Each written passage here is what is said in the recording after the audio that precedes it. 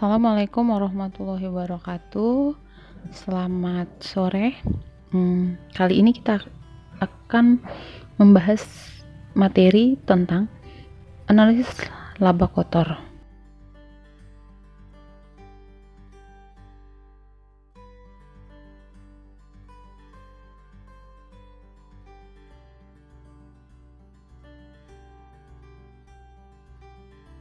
Nah, dalam sebuah bisnis, laba itu merupakan satu hal yang sangat penting dan menentukan keberlanjutan sebuah bisnis atau perusahaan. Bahkan laba itu merupakan tujuan atau target dari setiap perusahaan agar para manajemen atau karyawan termotivasi atau bekerja dengan maksimal, bekerja keras untuk memenuhi atau mencapai target yang ditentukan oleh perusahaan. Nah, laba ini sangat penting karena labalah yang digunakan untuk berbagai kepentingan baik oleh pemilik perusahaan ya atau manajemen dan bahkan karyawan. Nah, laba digunakan untuk mensejahterakan pemilik, manajemen, karyawan, dan stakeholders yang berhubungan dengan perusahaan. Nah, laba juga selain itu digunakan untuk menambah modal perusahaan dalam rangka misalnya meningkatkan atau menambah kapasitas produksi atau membuka usaha baru atau investasi dan lain-lainnya. Nah, laba itu cukup penting ya.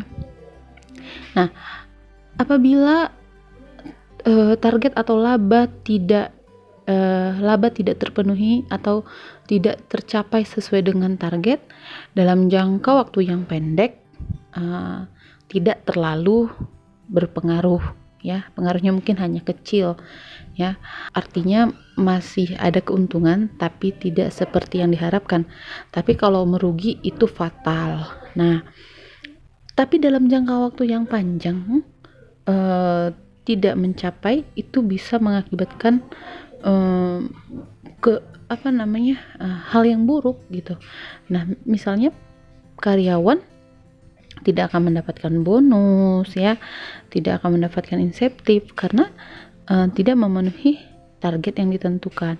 Dan jangka lebih panjang lagi bisa memperparah lagi dan bisa mempengaruhi kebangkrutan perusahaan dikarenakan tidak mampu membayar gaji atau hal-hal lainnya.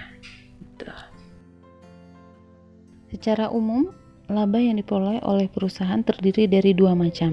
Yang pertama, laba bersih atau laba setelah dikurangi biaya atau pajak.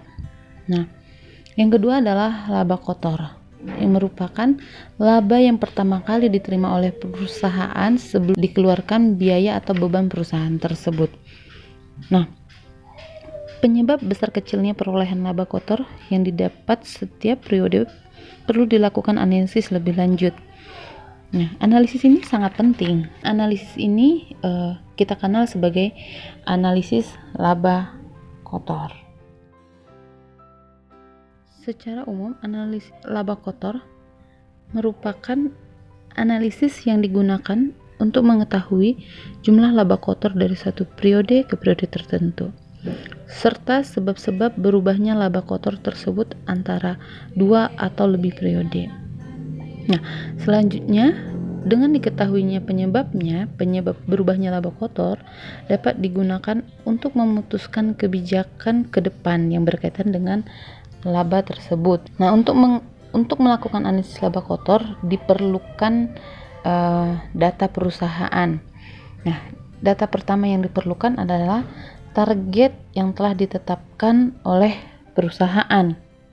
Yang kedua adalah pencapaian hasil laba pada periode tersebut. Dan data yang terakhir yang diperlukan adalah laba pada beberapa periode sebelumnya. Untuk menghitung laba kotor bisa menggunakan rumus yang sederhana, yaitu pendapatan dikurangi dengan HPP, harga pokok penjualan. Nah, pendapatan adalah hasil atau laba dari penjualan, sedangkan HPP adalah biaya produksi untuk menghasilkan produk dan jasa. Dengan adanya HPP, tentu penentu harga pokok lebih mudah, sehingga akan semakin jelas berapa pendapatan kotor yang diterima oleh perusahaan. Contoh, PT ABC memiliki laporan laba rugi dengan penjualan bersih 100 juta, HPP 40 juta, biaya pemasaran 10 juta, biaya keperluan administrasi 10 juta, dan pajak 5 juta. Nah, untuk menghitung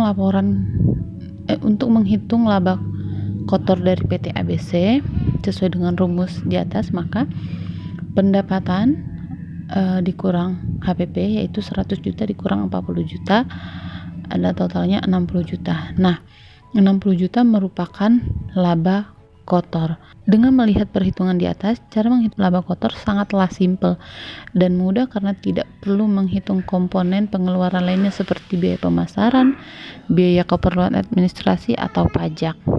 Nah, inilah yang membedakannya dengan laba bersih. Perolehan laba pada setiap perusahaan tidak selalu sama atau berbeda-beda. Laba yang diperoleh dari periode satu ke periode yang lainnya akan berubah-ubah. Nah, periode ini tentu disebabkan oleh berbagai faktor, baik dari dalam perusahaan ataupun dari kondisi luar perusahaan. Untuk melihat perubahan laba satu perusahaan, terutama dalam pembahasan ini adalah perubahan laba kotor, kita perlu menganalisis laba kotor. Kita perlu membandingkan beberapa data masa lampau, kemudian membandingkan dengan target yang ditetapkan saat ini. Data ini perlu bagi kita untuk mengetahui secara persis perubahan yang terjadi sehingga kita dapat mengetahui di mana perubahan yang terjadi dan berapa besar perubahan tersebut. Secara umum, perubahan yang terjadi pada laba kotor disebabkan oleh dua faktor. Yang pertama itu adalah faktor penjualan. Maksudnya adalah jumlah barang atau jasa yang dijual kepada konsumen. Nah, baik berupa jumlah unit ataupun penjualan dalam bentuk rupiah. Nah, sementara penjualan dipengaruhi oleh dua faktor. Yang pertama adalah harga jual, ya. Nah, harga jual baik per kilo per satuan yang dijual di pasaran. Nah, penyebab perubahan harga jual adalah nilai harga jual per satuan. Dalam kondisi tertentu, harga jual dapat naik, tetapi dapat pula turun. Perubahan ini yang menjadi penyebab perubahan pada laba kotor dari waktu ke waktu. Sementara yang kedua adalah jumlah barang yang dijual atau kuantitas, volume yang dijual dalam suatu waktu tertentu. Faktor yang kedua adalah harga pokok penjualan. Harga pokok penjualan ini penting sebagai dasar untuk menentukan harga jual konsumen, dan harga pokok penjualan dipengaruhi oleh dua faktor. Yang pertama adalah harga pokok rata-rata, dan yang kedua adalah jumlah barang yang dijual.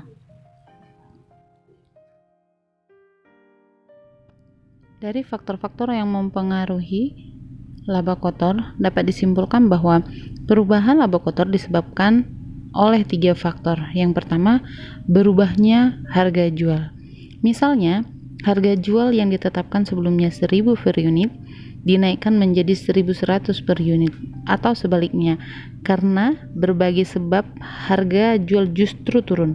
Nah, perubahan ini jelas akan berdampak terhadap perolehan dari nilai jual tersebut. Nah, yang kedua, berubahnya jumlah kuantitas barang yang dijual. Sama seperti harga jual, berubahnya jumlah barang yang dijual. Misalnya, dari jumlah yang ditargetkan terjual 1000 unit namun hanya terjual 900 unit atau sebaliknya menjadi 1100 unit akan jelas mengakibatkan perubahan perolehan dari nilai jual tersebut. Dan yang terakhir adalah berubahnya harga pokok penjualan.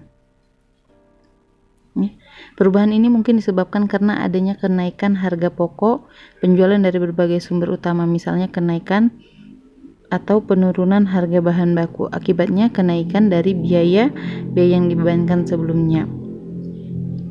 Banyak sebab yang mempengaruhi nilai tingkat penjualan dan harga pokok penjualan sehingga mempengaruhi perolehan laba kotor dalam periode yang bersangkutan. Analisis laba kotor akan banyak membantu manajemen dalam mengambil keputusan dan melakukan tindakan apa yang akan diambil ke masa depan. Dengan kondisi yang terjadi sekarang, atau mungkin mengevaluasi apa penyebab turun atau naiknya laba kotor tersebut sehingga target tidak tercapai. Secara umum, manfaat yang didapat dari analisis laba kotor adalah untuk mengetahui penyebab turunnya harga jual. Dengan diketahuinya penyebab naik turunnya harga jual, pihak manajemen dapat memprediksi berbagai hal, terutama berkaitan dengan penentuan harga jual ke depan dan target harga jual yang realistis. Yang kedua, untuk mengetahui penyebab naiknya harga jual.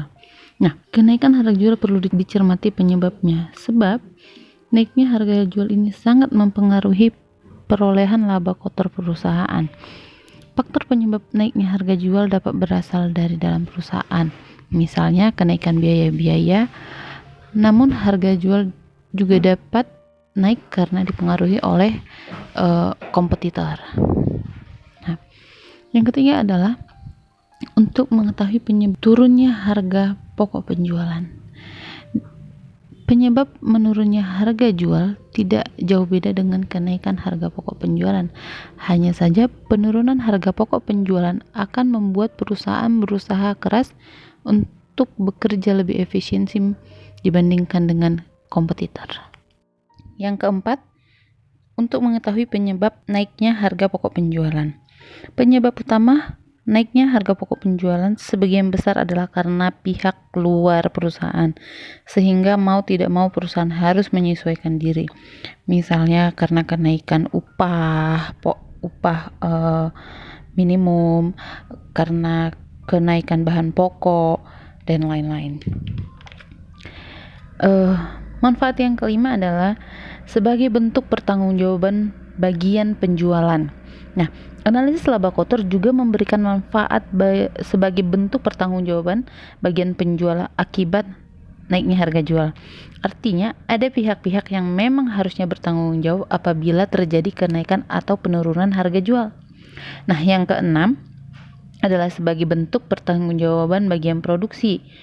Nah, untuk urusan harga pokok penjualan, pihak bagian produksi yang bertanggung jawab.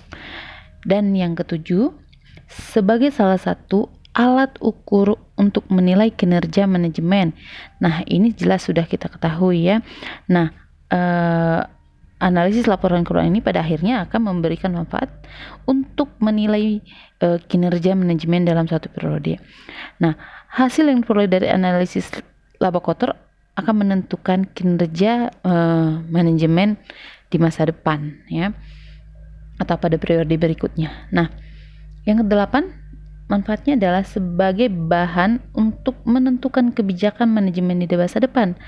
Nah, analisis laba kotor ini digunakan untuk bahan menentukan kebijakan di masa depan untuk mencermati kegagalan atau kesuksesan pencapaian laba kotor sebelumnya. Nah, jika berhasil, manajemen mungkin sekarang akan mempertahankan atau bahkan ada yang dipromosikan jabatannya lebih tinggi. Akan tetapi jika gagal, sebaliknya manajemen yang lama akan diganti oleh manajemen yang baru.